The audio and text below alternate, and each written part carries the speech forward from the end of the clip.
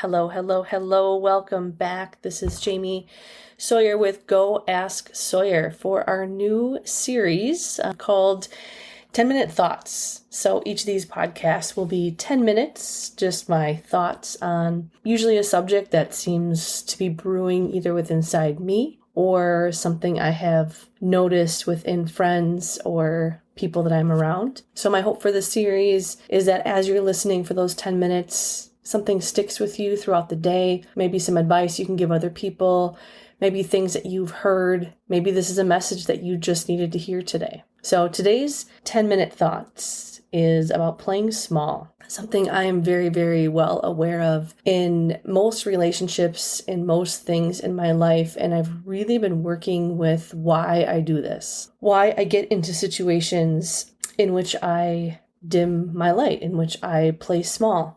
And sometimes I've noticed people around me have subconsciously asked me to play small. Sometimes I realize I'm doing it myself. So here are my thoughts on this lovely topic for today. We're going to start out with a poem by Marianne Williamson called Our Greatest Fear. I also saw this poem in some schools that I have been touring as well. And it goes like this. Our deepest fear is not that we are inadequate. Our deepest fear is that we are powerful beyond measure.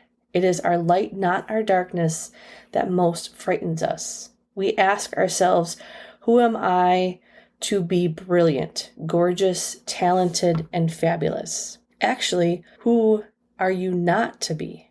You are a child of God. Your playing small does not serve the world. There's nothing enlightened about shrinking so that other people won't feel insecure around you. You were born to make manifest the glory of God that is within us. It's not just in some of us, it's in everyone. And as we let our own light shine, we unconsciously give other people permission to do the same.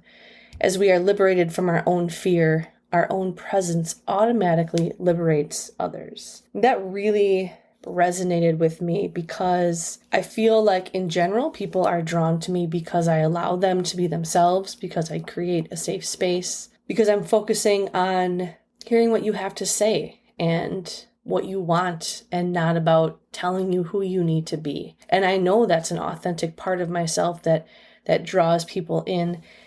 And so I always wondered to myself, why then all of a sudden is there a shift in relationships that I have in which my authenticity starts to go away? And it's usually, again, to gain love, which if I'm trying to gain love from someone by playing small, then it's not true love. Maybe to gain acceptance, but if I'm trying to gain acceptance, these are not the right people I'm surrounding myself with. Maybe it's to make others feel safe, seen, and validated, but if I have to play small on my end to make you feel seen and validated, then I feel like there's a disconnect there. To not call other people out in their wrongness.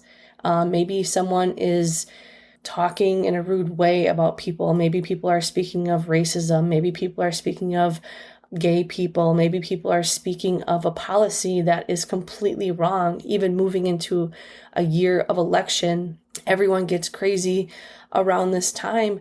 But we play small to make others feel that their thoughts are okay, even though maybe their thoughts or their beliefs end up attacking you or end up attacking another person. So you play small, you dim your light, you don't talk as loud, which again is another place that you would know either A, I'm not supposed to be there, or B, I should not have to play small if what these people are feeling, saying, or thinking are offending me, are offending friends, are offending just other people in general. And if that is going to offend them and upset them, then maybe those, again, aren't your people. I've definitely been in those situations, especially the 2020 election, that had me so frustrated. I don't really want to go back to that time, but just in the way that people that I really loved would just look at me and be so okay with how the world hated on anyone who was not a white, straight person who believed in Christianity. And it saddened me because that is not what the world is. But that could be another episode. We play small so that we don't cause problems. We don't cause problems in our relationships. We don't cause problems in our workplace.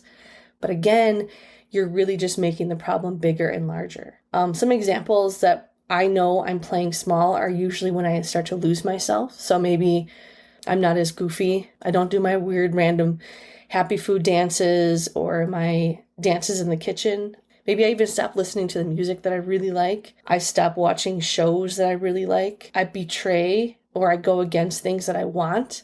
So, for example, let's say I really want to get married someday, but I'm trying to be in this relationship where the other person doesn't want that. And all of a sudden I'm like, well, maybe I don't want it either. Like, that's playing small. If I want something, I need to stand on it. Even our needs or how we want to be loved. I want someone to come and hold my hand. I want someone to write me notes. I want someone who says, come home. I want someone who I've had a long day and they're like, hey, I'm going to make dinner for you and you just chill. But I end up getting into a relationship where none of that happens. And in my head, I'm like, well, that's okay. But then I'm just betraying something that I really want. Again, dimming my light, playing small, putting down my needs to make the relationship work. And I know what you're all thinking, but Jamie, then it's not working. Yeah, I know that. And that's where I'm trying to get to the bottom of why I do this. And I think a lot of it just has to do, I'm reading a book right now called The Mountain is in You. And there's a part that talks about the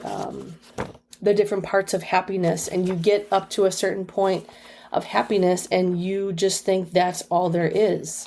You are kind of at that top tier of this is all happy can really be. Your upper limit, as Gay Hendricks called it, your upper limit of happiness. And maybe I've just never really experienced what it is like to be in a relationship. And when I say relationship, I'm speaking love, I'm speaking friendship, I'm speaking even jobs. And my friendships have gotten so strong and deep in these recent years that it's not necessarily there, but there are still times where I play small in relationships, friendships, to keep the peace. And if we're looking at authenticity, that is not me. If you want big love, what keeps you from going after big love?